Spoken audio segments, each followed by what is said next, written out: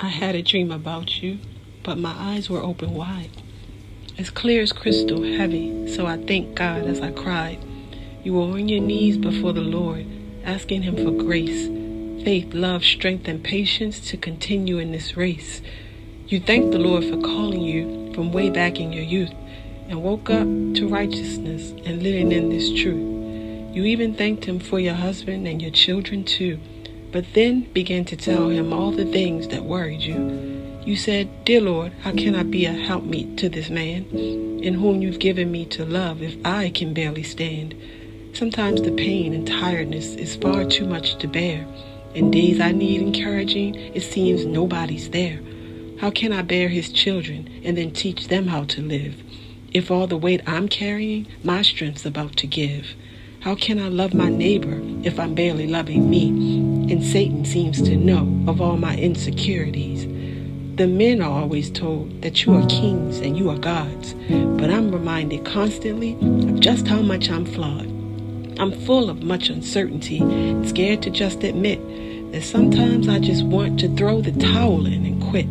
Sometimes I want to lay down in my bed and not get up, and ask you to undo this and to take away this cup, to take away the curses that have given me this pain, and take away the cloud of sin that causes all this rain. And even though I know your word and all you've promised me, I still feel like I'm drowning and I want to be set free. But as you finished speaking, I could hear a voice so clear, the strongest but most loving voice you'll ever want to hear, the voice of God Almighty, as that's who you called upon, saying you're not just His daughter, but you are His son. You see that when I look at you, I don't see what you do.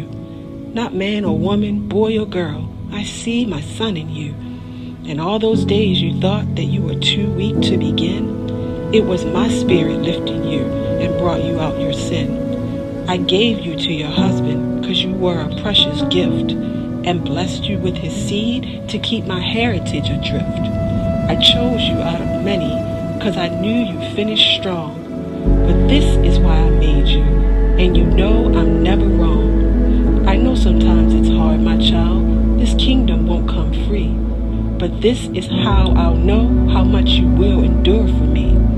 I do not have respect of persons. All of you are mine, a chosen generation and a royal, pure bloodline, a daughter of the kingdom made to never touch the ground. And my sons and daughters in the end will both be crowned. So stand upon your feet, my child, and let me do the rest. I promise when I'm done with you, your whole life will be blessed. And in the end, it will be worth it, all that you've endured. And everlasting life with me will be your just reward.